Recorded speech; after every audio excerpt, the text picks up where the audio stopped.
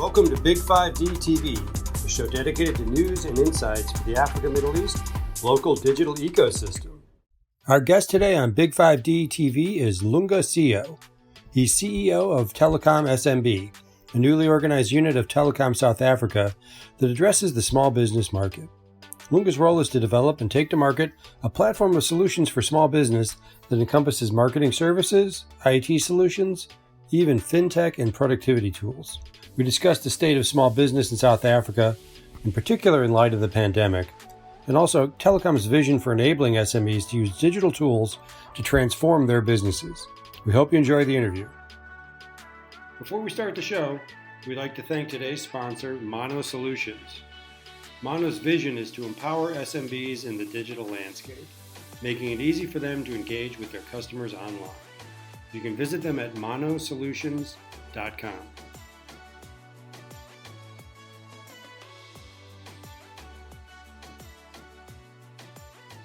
Yellow Pages have combined. Could you explain how that is, what that process is, and what the new version of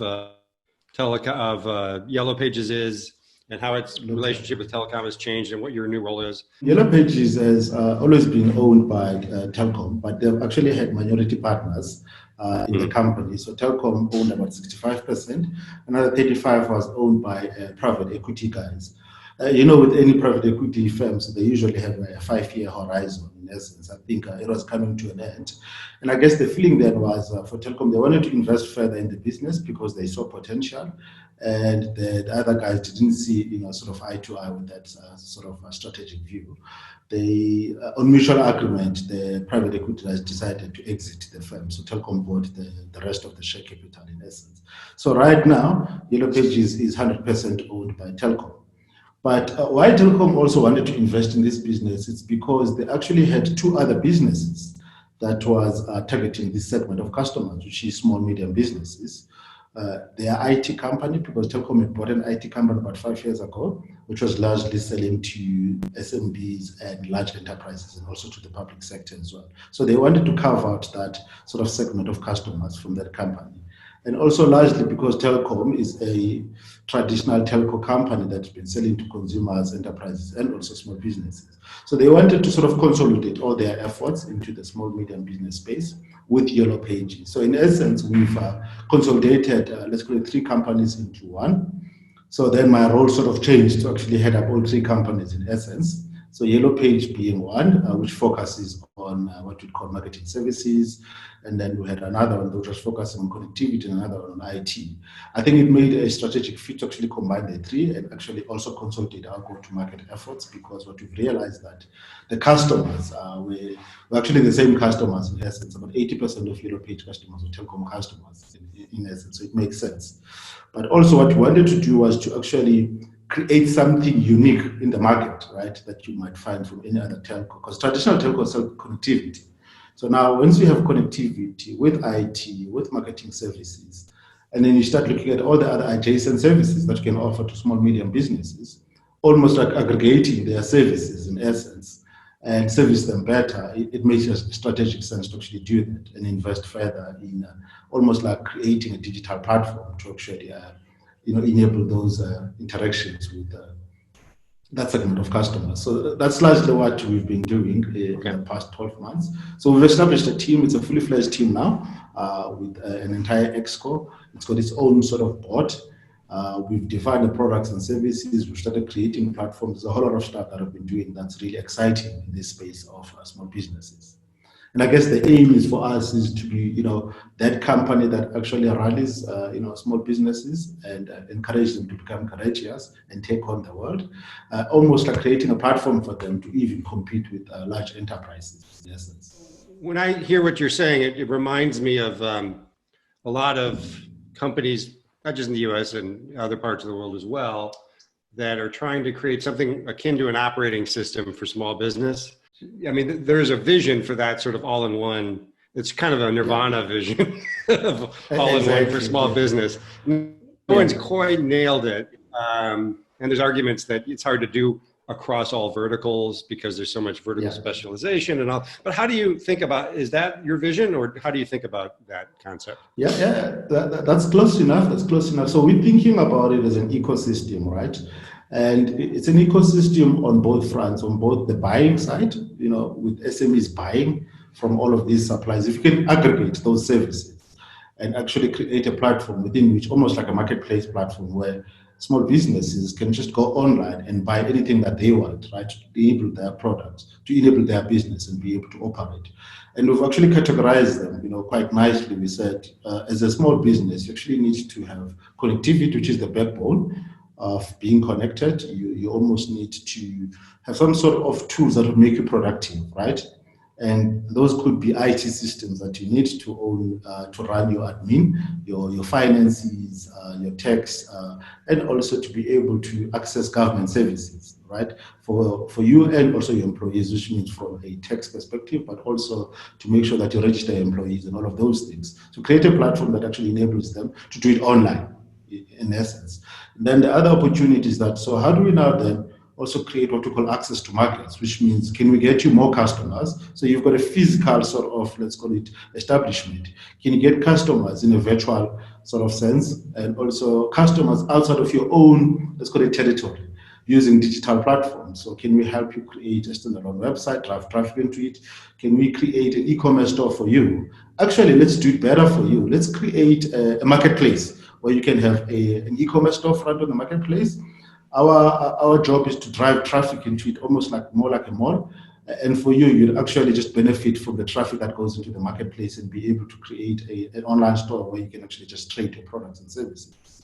So that's one category. The other one is what we call financial services. So in the financial services space, a lot of these small businesses, they deal with large corporates such as banks in terms of the POS machines, and sign deals that are actually quite costly for them, like the merchant fees, actually quite high. So if we were to aggregate just that supply side of things from a banking perspective and give them a POS machine, that's actually quite cheaper to operate, right, in essence, so that they can start taking card transactions, even online transactions, from everyone that actually deals with them. Can we also aggregate what we call trade finance, working capital finance, or even, startup loans, from funding institutions? Obviously, the funding institutions will be the product provider, will just be the aggregator, and almost negotiate better rates for small businesses, in essence, that are on our platform as well. And I guess we can even change the way the risk model is done. Right now, it's based on your financials, your turnover, how many customers. But if you're part of an ecosystem, which actually gives you better advantage than someone who's actually standing on his own, it should actually be a low risk to any financier to actually give you, better finance and a lower interest rate, in essence. Can we do that, for those guys? Can we even create products for their own employees, right? So think about insurance or even retirement, for a lot of small businesses, or anyone who works for a small business, they don't have those kind of, benefits, because, large enterprises that offer those products, that rather deal with large enterprises that gives them the scale. But if we're to aggregate, 500,000 businesses that are employing 8 million people, so all of a sudden, any fund, manager wants to have access to that, or even create a product for those employees. It's those kind of products.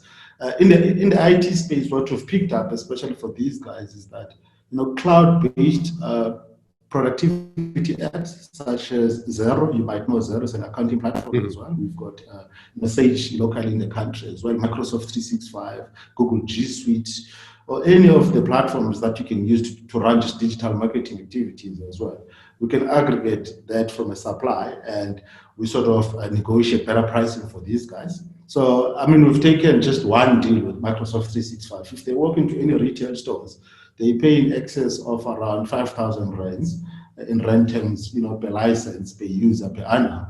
But by aggregating the demand and also the supply on our side, we were able to actually just heavily almost discount that for these guys and create even better propositions for them, where they don't buy just a license to have access to an Outlook, but they get Teams as part of that. They can get a bit of, let's call it, cloud sort of storage facilities, So there's a whole lot of these services that you can. And you also touched on something which is really challenging, which is called, some people call it industries you can look at it as verticals as well. Because, yeah. For instance, if you take businesses in the agri space, they might have different needs, right? So we're starting to look at industry or vertical specific solutions. So, I mean, connectivity is always going to be a bedrock for everyone, getting customers, financial services. But there's also things such as IoT, as an example, in the farming space. There's certain products or solutions that we're starting to procure for these guys and package them for just that specific industry, in essence. Just talk about if you can just sort of assess just what the situation with small business is briefly, and then talk about how your solutions are adapting to this. Maybe just address that a bit. But we're starting to think beyond just that, right? How do we really connect almost everything in an ecosystem manner and really save these businesses from just being, physical, located, type of footprint businesses to being found anywhere and being or having an ability to interact with customers, anywhere in the country. And in certain instances, to even start doing cross-border trading, right, with our neighboring states, because the borders are closed in essence. Mm-hmm. But at least we can still move goods and services and deliver, to people that are in our neighboring states. So it has helped us, and we're actually almost less on it from a narrative perspective, from a PR perspective, to say these are the tools and products that we have to actually help, small businesses, to trade in a digitized type of environment. What I've seen a lot of around the world is, as this happens, there's products on the roadmap. Let's say it's a chatbot or something, and they say, okay, we're going to move up our product roadmap so we can release it earlier, free version of it, or a stripped down version, because the market demand suddenly became much greater because it's a solution that enables work from home or enable e-commerce, something like that. Is there anything on your roadmap that you've sort of brought forward or you've rushed to market because of the situation now? So, I mean, we had our own roadmap, right? And sort of targeted release dates in essence. We actually had to move everything up front in essence. So, for instance, the Yellow Page app that we already have, we're evolving it into a different sort of app that's much more integrated with e-commerce plugins. And that was supposed to actually only have gone live in July. And we've managed to really bend the middle at all and actually release it quite early. So we actually have a beta version on the app stores now. And hopefully this coming weekend, we'll be able to publish it to everyone. The other thing that we actually had to tweak and change was initially, the evolution or the enhanced, features of the app were going to be available at a certain price. So we sort of changed the model and said, let's make it available for free for the first 3 months in a freemium type of model, and then let them test it, get used to it, and see if it works. And then they'll start subscribing to it at a later stage, in essence. What we've also had to do in the connectivity side as a group, right? Because we realized that we've been on this technology enhancement roadmap of upgrading all our copper into fiber. Because of the lockdown, we couldn't continue doing that. So we had to service existing fiber sort of infrastructure. We were rolling out mobile as well. We just got some sort of spectrum and we're rolling it out across the country quite quickly to increase the speeds and improve capacity and quality as well. But there's one thing that we also almost forgot about, in essence, in our chase of newer technology, which is called the good old copper, right? Everyone still had a copper line into their homes and they deactivated their phones. So we ran a campaign quite quickly to activate everyone's phone and give them some broadband services in the form of DSL and 4 meg speeds. And everyone was on 4 meg. We upgraded them for free to about 10 megs in essence, which was also something that we did to help the country to get connected as well. So we're playing a long game in essence. So if you connect everyone quite quickly, and we launch digitized type of platforms, which allows businesses to go online, but also find consumers that already have connectivity that didn't have before. Because what had happened with the mobile network, it got congested, right? Because everyone is at home, they're connecting, they want to stream stuff, and mobile, infrastructure in nature. Once you have too many people, logging in at the same time, you have serious issues on quality. Whereas the fixed broadband services, the good old copper, was just performing, phenomenally. For some of the so it's had a resurgence. It's had a resurgence. Yeah, a huge one. to a point where we say, oh, we've had this for 40 years, maybe there's another 10 years to go, right? Before you write it off completely. I've seen various estimates, and I think I saw something you posted on LinkedIn, but I don't think you mentioned any numbers. We're talking about the urgency of helping small business, but I've seen numbers. For example, I'll just throw one out. There's an estimate here that 40% of restaurants will not return from the pandemic. Do you have a projection of just sort of what the small business survival rate will be, and how do you plan around that, and how do you sort of plan to help make that number as low as possible? Look, there's a number of interventions that we have. So there's let's call it anecdotal sort of evidence or data that we've started to see when it comes to the failure rates that is starting to accelerate a lot more. And you're talking about 40% of restaurants, we're probably thinking about 60% in our country as well. But just a lot of small business that are operating from what we call strip malls, right? You get your big super regional malls, but you've got these local sort of corner, sort of shop type of malls in the street mall.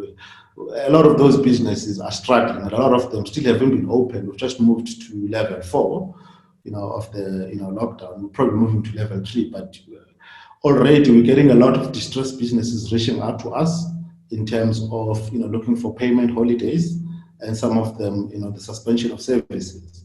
So there's a couple of things that we've done as a firm, in essence, at a group level. So we've contributed to the relief fund, right?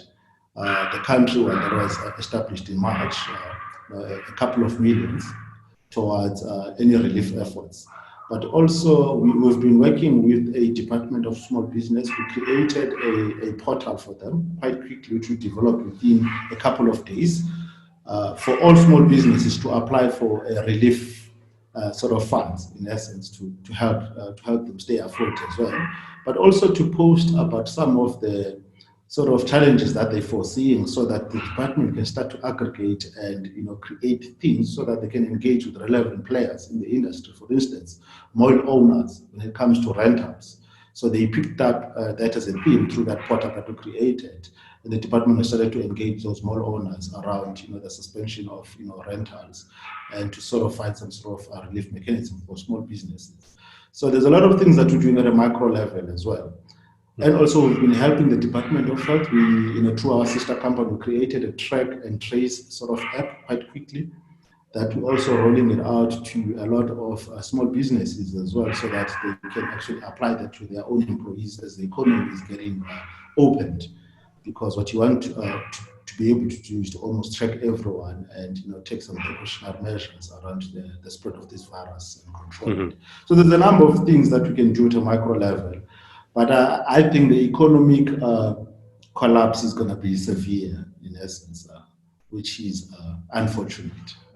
Do you think this is level 1 comes in a few months' time or sooner, right? Yes. But it's not just coming back to level 1 and then everything's great. Obviously, there's damage done. And how long do you think it takes? I think we're probably looking at a 5-year recovery process, in essence. We're probably looking at a dip this year, probably a slight improvement next year, and to a 5-year sort of let's call it transition. You have Joburg, which is the sort of the legacy industries of South Africa, right? Mining, banking, et cetera. Then you have Cape Town, which is sort of the entrepreneurial hub of South Africa. Which do you think bounces back faster from this? Do you have a sense of that? I think Joburg will bounce back faster, right? So as much as Joburg is steeped in the old legacy sort of industries, almost what you find as a diversification of the economy is largely actually happening in Johannesburg. So Cape Town will probably only recover once the tourism season starts, right? Because they are a large contributor into our tourism economy. And that's where the most money comes from or is generated in that region. Another region to watch out for is actually Durban, which is KZN, which is also a largely tourism sort of industry as well.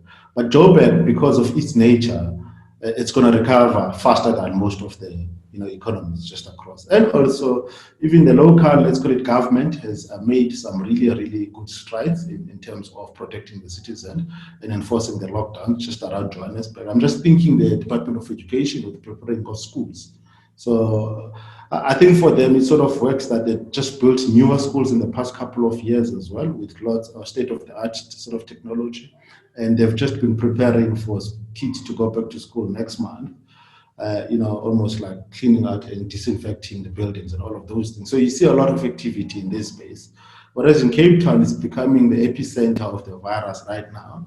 And probably they also have a larger, an older population, in that part of the country as well. So they'll struggle a bit, but they will recover. I think it will be Joburg, then Cape Town, then the rest of the country. Is your sense that is what's happening, is that there's going to be a separation between the digitally ready and the not digitally ready as we emerge from this? Yeah, I'd say yes or no, right? So I think in the formal space, that would probably happen. But, in our own country as well, we've got both, a large informal economy, a lot of small businesses operating in that space, in an informal space. I think those ones largely, they'll survive because of just the behaviors of their own customers in that space. They'll still be seeking, those physical interactions. Although we also see a lot of, let's call it digital adoption, right? Via a smartphone. So for instance, it's something that even government doesn't like to talk about. During the lockdown, we were not allowed to buy cigarettes and alcohol, right? That whole industry just quickly evolved and started living on WhatsApp. It was booming on WhatsApp. So if you wanted cigarettes or liquor, WhatsApp groups, no one was putting up a public website because so you can see even in the informal spaces, they're starting to adopt the digital way of doing business. A lot of them, I think, so in the formal space, those that are not ready, because the behavior of consumers just in that space is just staying away from malls, ordering everything via an online platform. In the informal space, as much as they're moving to WhatsApp, they might just be cushioned, but I don't think they will survive beyond a 6-month period if they don't adopt any sort of digital channels in the way they actually sell. Structurally, going forward, what needs to change to really sort of promote the digital economy among small business? I hear a lot about data being a sort of a gating factor. What other things infrastructurally need to change for the pandemic aside, just for that sort of progression to happen? I think we've picked up two things, right? So it's almost like the quality of the infrastructure in the mobile space, just to allow people to connect digitally, in essence. That has to happen just across the country. Right now, you get good quality sort of infrastructure in the urban areas, in the rural areas. It's so-so. It just depends, right? Who's actually over-invested in their mobile. But because we also see fixed playing a huge role, which is fixed connectivity, it's going to require some sort of investment just to connect even those economies in the periphery to actually become part of the main economy as well. So which means looking beyond Durban, Cape Town, and Johannesburg, look across the whole country and just connect everyone. So the infrastructure investment is going to have to happen in that space. And we've actually been, even prior to this pandemic, right, we've been chatting to government and say, this thing of having private companies individually investing in areas where they seek customers based on a commercial business plan is unsustainable. Government has to come into play. So for starters, for every new building that's being built, there's gotta be a regulation that compels a developer to actually have connectivity in the business, right, be it fixed or mobile. But also government needs to invest in the connectivity infrastructure in the rural areas to bring those sectors of society into the main economy as well. So that has got to come from them, because for a lot of commercial companies, that becomes utility margins, and a lot of investors are not looking at utility margins. They want high margins and higher returns quite quickly. Whereas as government, they can take a long-term view and spend money on infrastructure and those.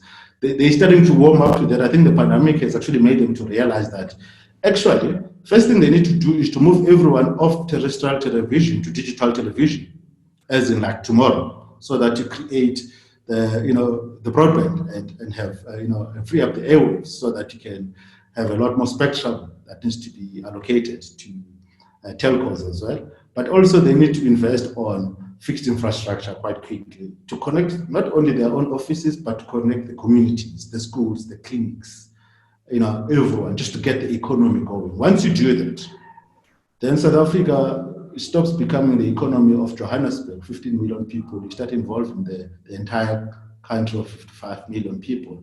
But also you stop what we call urban migration from rural to urban areas. You can start to almost invigorate your rural economies as well, so that people in those areas, they start to become part of the economy and new jobs might be created. And guess what? We're sitting with a higher young population. If you were to actually train them, we could provide a reasonable, cheap sort of skills to the world in terms of digital, platform development and a whole lot of these other things, which is something that India has done in essence, which we can do. And imagine a young kid in a rural area learning how to code and being able to actually create an app for an American company, from where they are, because they've got better connectivity, and access to the internet. Any message you wanted to get out that you haven't shared yet? I want to give you that opportunity before I let you go. Maybe just one last comment from our side. I think this whole thing of aggregating just to an ecosystem of services on behalf of small businesses is going to become a huge play. So we're about to launch a new app. We're actually rebranding our Yellow Page business as well to make it much more fresher as well and relevant. To still be steeped in the old tradition of Yellow Pages, which resonates with a much older sort of population, but also be able to resonate with the younger population as well, where small businesses can find a way of creating their own storefronts on an online platform and be able to trade with everyone in the country. And that really excites us as well. Small business right now within our own group, I'm probably sitting at priority number one in terms of what the group needs to do to really, because the board has taken a view that if we're to help small businesses to contribute, a larger portion to the GDP of the country, will become the next. If you can get our economy to sort of mimic what Germany has done, right? I think small business contribute about 70% to the GDP in that country. I think the states, to a certain extent as well, you've got a larger contribution from small businesses would actually win. Large corporates are not going to become the largest creators of employment in the country. They'll just evolve and have much lower numbers of employees, much more digitized, automated. But small businesses can create a lot of jobs in the country, but can get a lot of people into the formal economy, which can help our economy as well. So it's priority number one for our group. Can you tell me anything more about the new brand? So initially, when we started talking, right, we said we were going to consolidate three companies into one. So Telkom, it's got a strong brand in the market. It's got a bluish sort of color. In essence, it's known for that. And we've got Yellow Pages, which is yellow. But yellow, there's a lot of companies that are owning that yellow color as well. So we're trying to create something somewhere in between, much more fresher, younger as well. We'll probably, which is also steeped into how young people speak in the country. When you ask someone, can you find a plumber? Instead of saying yes, they'll say yep. So just to break it to you, maybe you might be one of those few people outside of the organization to know it will be called yep. It's YEP. So looking for a plumber, yep. Looking for a hairdresser, yep. You can find on this platform. Looking for this, so cool. That's the way. So appreciate your time and stay warm in Joburg and stay safe, and hopefully this all gets better very soon. Thank you very much. Thanks for your time. Cheers.